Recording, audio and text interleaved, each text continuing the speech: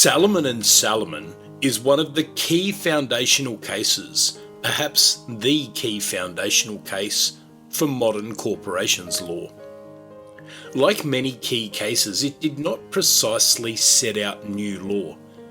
Instead, it brought together the development of the law and coalesced it in a new, mature, and well-established way. It tells us crucial things about the nature of a corporation and the nature of one of the key benefits of incorporation, which we refer to as limited liability. In this case note in depth, we start by looking at some of the history of the development of corporations and the process which led to the key legislation, in this case, the Companies Act 1862. We then look at what that legislation says about the formation of corporations and the nature of limited liability. That will put us in a position to discuss the facts in Salomon's case, the formation and ultimately the demise of A. Salomon and Co. Limited, which went into liquidation leaving unhappy creditors. We will then look at the first instance judgment and the Court of Appeal judgment, both of which went against our main character Aaron Salomon. Finally, we'll come to the House of Lords, where he swept the bench and won 7-0. We will briefly review every single one of those decisions before drawing it all together and reflecting on the ongoing significance of this case. Let's get started.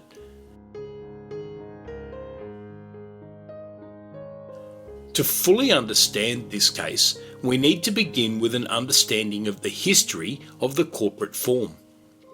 At its heart, the corporation begins with a very simple proposition.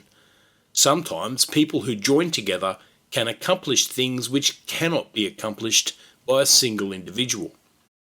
The very word incorporation describes this process. Corpus is Latin for body, so incorporation is the process of bringing things together to create one body. This idea goes back into antiquity, and the first laws regulating any such organisation are so old that they're lost to us.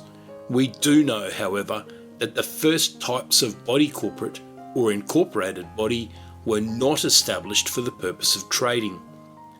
They were usually established for some public good, either charitable works or for a village or town to incorporate and obtain its own local government. Oxford University, for instance, was first recognised as a corporation in 1231 AD and received a royal warrant for its incorporation under King Henry III in 1248.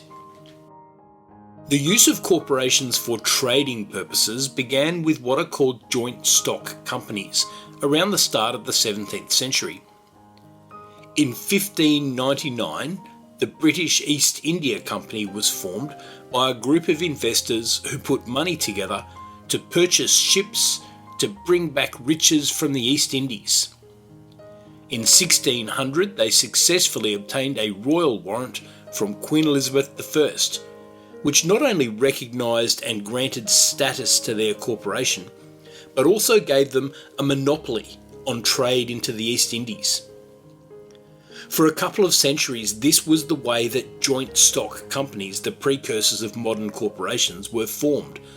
The participants in the venture would gather their investments and then seek either a royal warrant or an Act of Parliament to recognise that their joint stock company was a body corporate with a separate existence, able to sue and be sued and able to raise debts and own property. In the early 18th century, there was massive enthusiasm for speculative investments in joint stock companies, some of which were absolutely crazy. Massive amounts invested in companies which had not even yet begun to operate. To try to control the craziness, in 1720, an Act of Parliament was passed which prohibited the formation of joint stock companies except with a royal or parliamentary warrant. In 1844, the Joint Stock Companies Act was passed, which allowed for the registration of companies without royal charter or parliamentary assent. But these corporations had unlimited liability. So if the company went bust owing £1 million, then the investors in that company would be personally liable for the £1 million. Finally, in 1855, the Limited Liability Act was passed, which allowed investors to limit their liability to the extent of their investment in the company, provided certain safeguards were met. The Companies Act of 1862 in many ways was the commencement of modern corporations law, and this is the legislation which was in play in Salomon and Salomon. This act consolidated provisions of the Joint Stock Companies Act and the Limited Liability Act. It also eased some of the restrictions on limited liability. So, what is limited liability anyway? The idea of limited liability is that an investor in a corporation will only be financially exposed to the value of their investment. So let's imagine that I invest $10,000 in a company now which appears to be trading well. Unfortunately, soon after my investment, the company's trading conditions take a turn for the worse, and a year later, the company ceases to operate with debts of $5 million and no way to pay them. Under those circumstances, I would inevitably lose my $10,000 investment, but that would be the total of my losses. I would not be expected to contribute anything further in respect of the $5 million in debt. The value of limited liability is that it encourages investment by people who want to be passive investors. That is, they want to put their money into a venture and help to finance a venture, but they do not wish to be involved in the day-to-day activities of the company. They are happy to leave that to the company's executive directors and other officers. If people were to be liable personally for the full debts of the company without limitation, then people would only invest in companies where they were actively involved in the company's management. Otherwise, the risks would be much too high. There are, however, problems associated with limited liability as well. If investors know that they themselves personally will never be responsible for all the debts of the company, then there may be a temptation to allow the company to trade irresponsibly, running up debts and knowing that investors would be protected from any consequences. Even more worrisome, it might be attractive for individuals to work out a way to conduct their own personal affairs through a dummy company, running up debts and then just walking away from them. So what did the Companies Act 1862 say about all this? First up, Section 6 said any 7 or more persons associated for any lawful purpose may, by subscribing their names to a memorandum of association and otherwise complying with the requisitions of this Act in respect of registration, form an incorporated company, with or without limited liability. So, to form a company, you need at least 7 company members. The idea was that the need to get 7 people together to form the company would make it more difficult for people to use a company as a cloak for their own personal affairs. They'd need to find 6 accomplices. Section 7 of the Act then said the liability of members of a company formed under this Act may be limited either to the amount, if any, unpaid on the shares respectively held by them, or to such amount as the members may respectively undertake by the memorandum of association to contribute to the assets of the company in the event of its being wound up. In other words, when members formed a company, they could choose how to limit their liability, and one option would be to fully limit their liability, so that if the company went under, all they would have to do is pay anything that was outstanding on their share purchases if they had partly paid shares.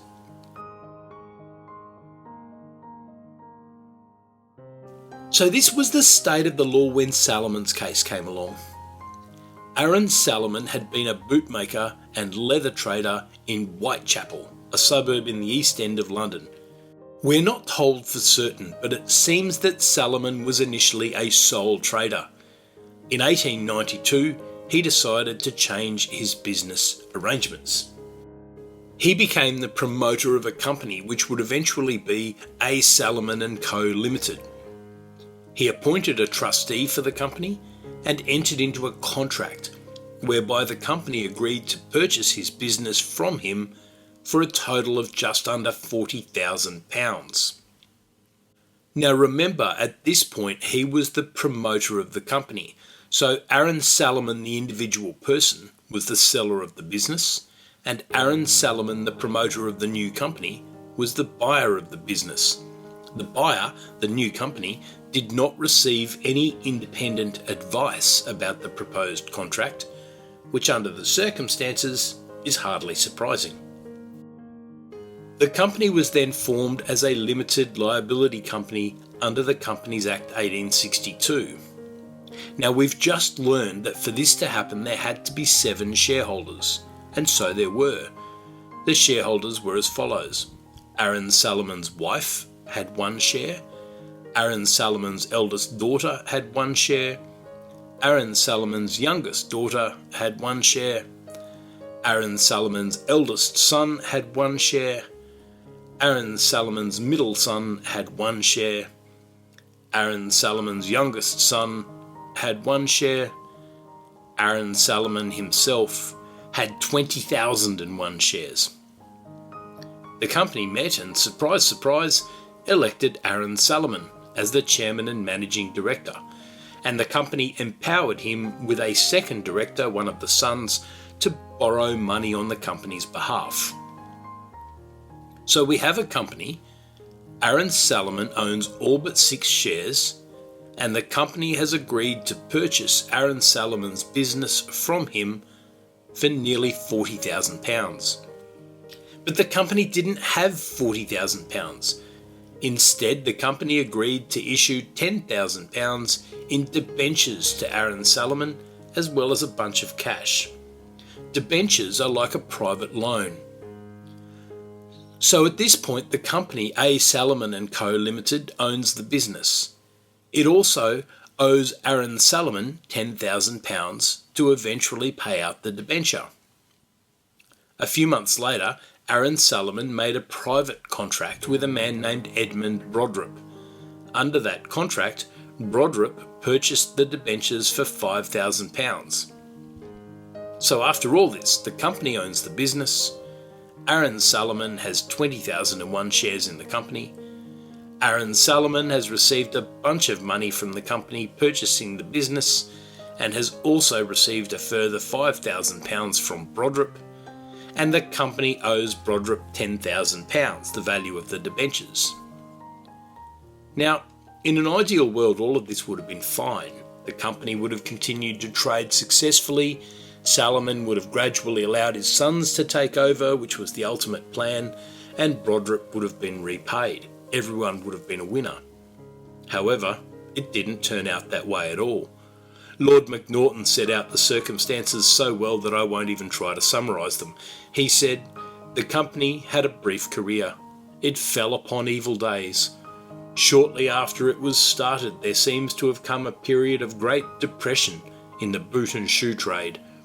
There were strikes of workmen too, and in view of that danger, contracts with public bodies, which were the principal source of Mr. Salomon's profit, were split up and divided between different firms.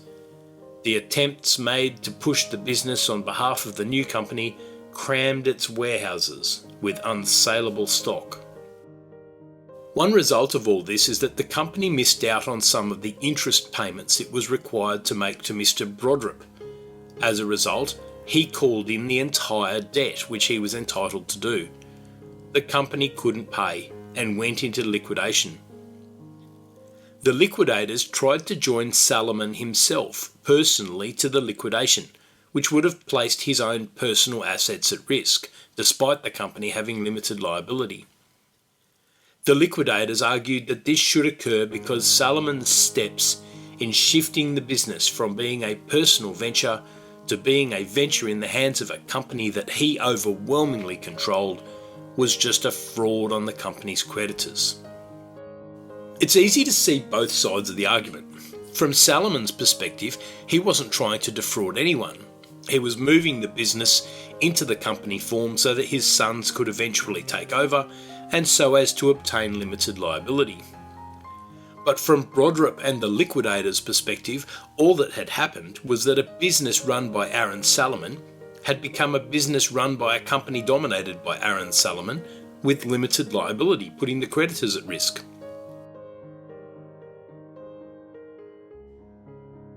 This is the nature of the case as it came before the courts. At first instance, the matter came before Justice Vaughan Williams. It is clear reading the judgment that he considered the whole scheme was a plan to defraud creditors, and not at all a plan intended to result in the business eventually going to the sons. He said, "I am perfectly convinced that the shareholders, who were all members of the family of Mr. Salomon, were nominees of Mr. Salomon, and that no real interest was ever given to them in the company, and I do not believe that it was ever intended to give them any real interest whatsoever in the company." From this, His Honour concluded that the company was merely the nominee of Aaron Salomon, who remained in charge of the business and responsible for its debts.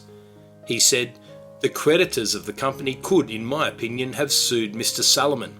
Their right to do so would depend on the circumstances of the case, whether the company was a mere alias of the founder or not." He ordered Aaron Salomon personally to pay an amount of just under £7,750 to the liquidators. Salomon, unsurprisingly, appealed to the Court of Appeal, where the matter came before Lord Justice Lindley, Lord Justice Kay and Lord Justice Lopez. Their lordships supported the approach taken by Justice Vaughan Williams. Lord Justice Lindley said the legislature contemplated the encouragement of trade by enabling a comparatively small number of persons, namely not less than 7, to carry on business with a limited joint stock or capital and without the risk of liability beyond the loss of such joint stock or capital. But the legislature never contemplated an extension of limited liability to sole traders or to a fewer number than 7. In truth, the legislature clearly intended to prevent anything of the kind. The object of Salomon's whole arrangement is to do the very thing which the legislature intended not to be done. His lordship went on, "Until the law is changed, such attempts as these ought to be defeated whenever they are brought to light. They do infinite mischief. They bring into disrepute one of the most useful statutes of modern times by perverting its legitimate use and by making it an instrument for cheating honest creditors. Mr. Aaron Salomon's scheme is a device to defraud creditors." Lord Justices Lopez and Kay agreed.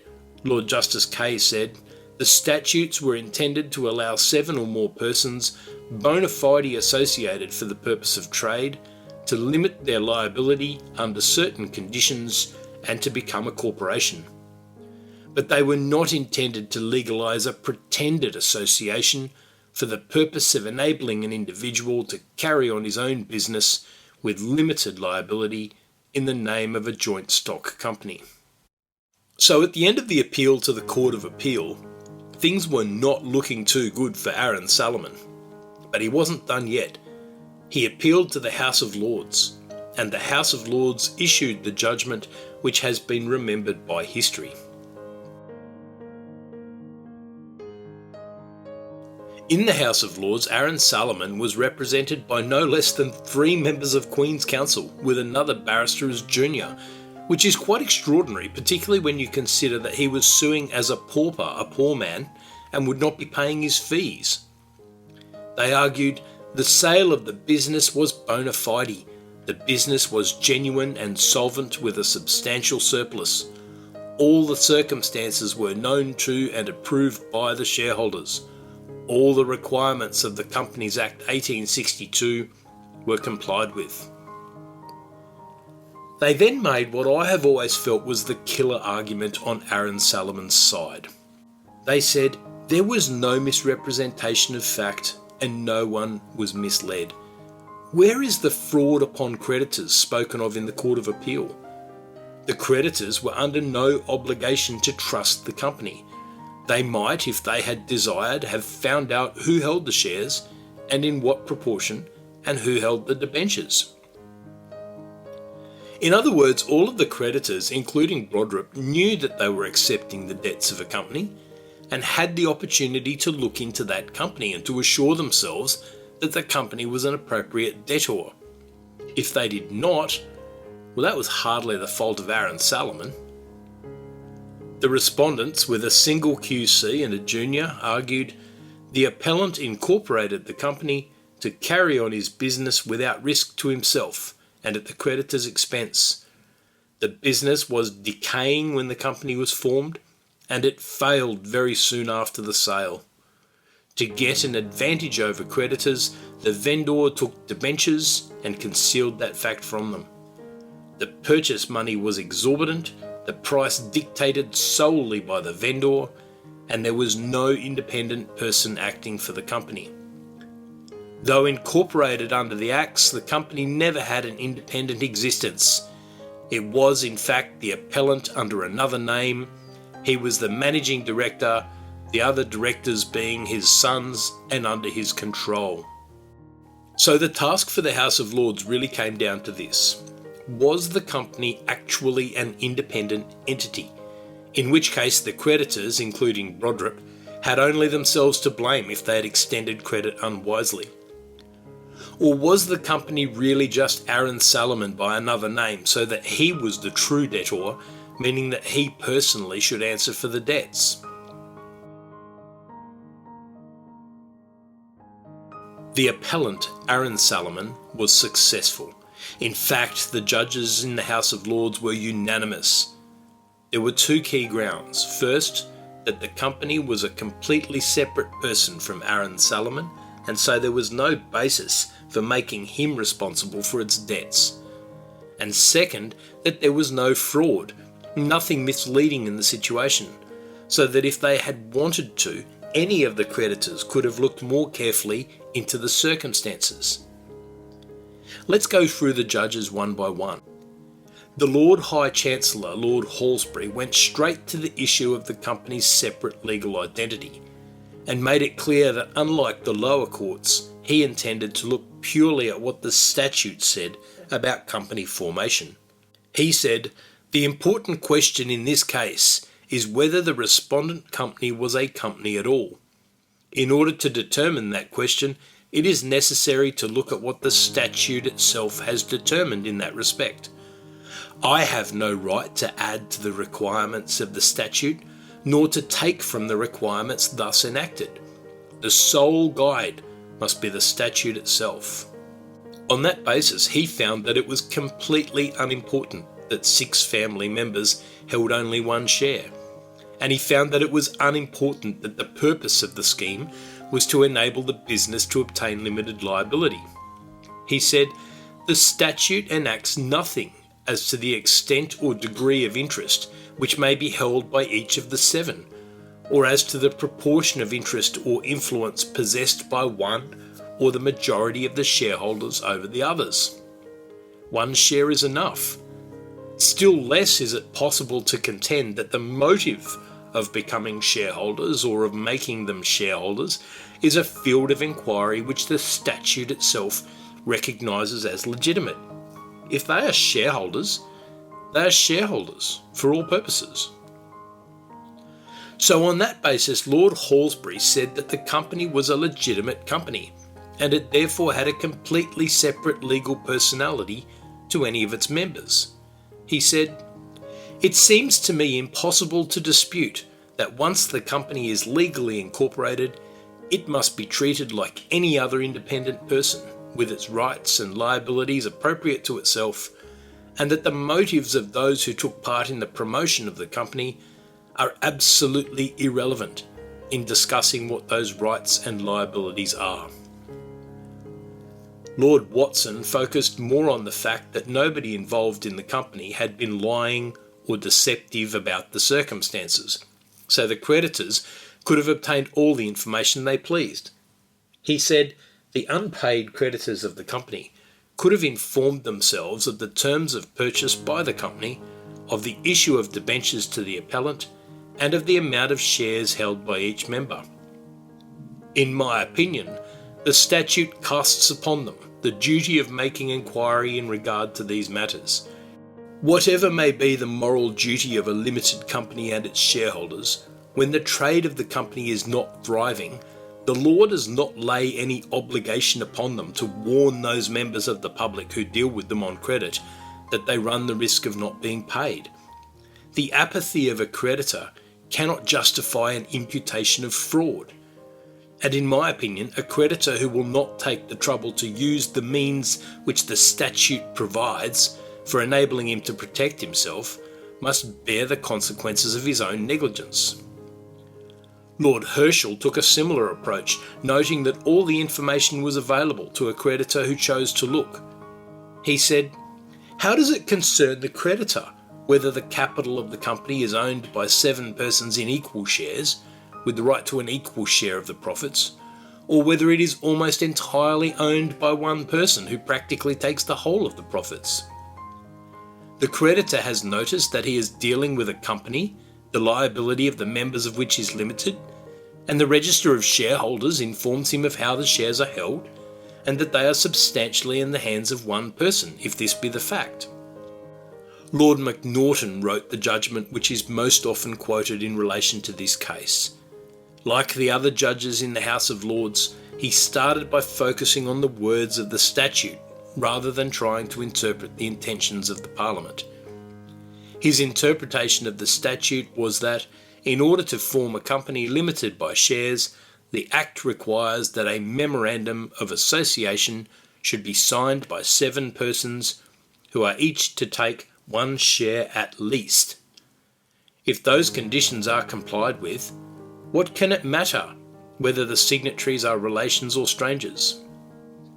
There is nothing in the Act requiring that the subscribers to the memorandum should be independent or unconnected, or that they or any one of them should take a substantial interest in the undertaking, or that they should have a mind and will of their own, or that there should be anything like a balance of power in the constitution of the company.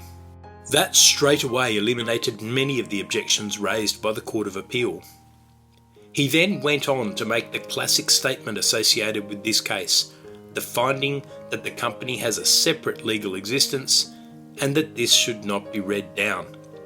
He said, "The company is at law a different person altogether from the shareholders, and although it may be that after incorporation the business is practically the same as it was before, and the same persons are managers, and the same hands receive the profits, the company is not, in law, the agent of the subscribers or trustee for them, nor are the subscribers as members liable in any shape or form, except to the extent and manner provided by the Act." Finally, he too dealt with the question of the creditors, stating, "The unsecured creditors of A. Salomon and Company Limited may be entitled to sympathy, but they have only themselves to blame for their misfortunes. They trusted the company, I suppose, because they had long dealt with Mr. Salomon, and he had always paid his way. But they had full notice that they were no longer dealing with an individual, and they must be taken to have been cognizant of the memorandum and the Articles of Association." The final judge to render a substantive judgment was Lord Davy, who focused more than anything on the separate legal personality of the company. He said, "Here, as one of your lordships has already observed, we have a duly formed legal persona, with corporate attributes and capable of incurring legal liabilities. Nor do I think it legitimate to inquire whether the interest of any member is substantial, when the Act has declared that no member need hold more than 1 share, and has not prescribed any minimum amount of a share." The final judge on the bench was Lord Morris, who simply indicated his agreement with the other judges. The result was that the decisions below were overturned, and Aaron Salomon personally was required to pay nothing. So why then was the judgment in the House of Lords so radically different to the first instance judgment and the judgment in the Court of Appeal? It may have something to do with the remedy that was sought and the court they began in. You see, the remedies sought were an indemnity where Aaron Salomon would be forced to indemnify the company's debts, in other words, to pay them, and also rescission of the sale of the debentures. Rescission basically means reversing the deal. Indemnity and rescission are both remedies of equity law, and so the plaintiffs began in the Chancery Division of the High Court of Justice, the Court of Equity. Equity is famously the law of conscience, and so judges in equity are far more likely to approach a legal dispute by asking, what is right? What does conscience require? And in the judgment of Justice Vaughan Williams, we see a lot of this reasoning. Justice Vaughan Williams saw the scheme as a device for a sole trader to make a lot of money by selling his business for way too much money to his own company and unfairly obtaining the benefit of limited liability. Justice Vaughan Williams, in his reasons for judgment, did not actually refer to the statute at all. Not once. Then we get to the Court of Appeal, where the judges did focus on the legislation, but instead of focusing on the words of the legislation, they focused on the meaning and intention of the Parliament.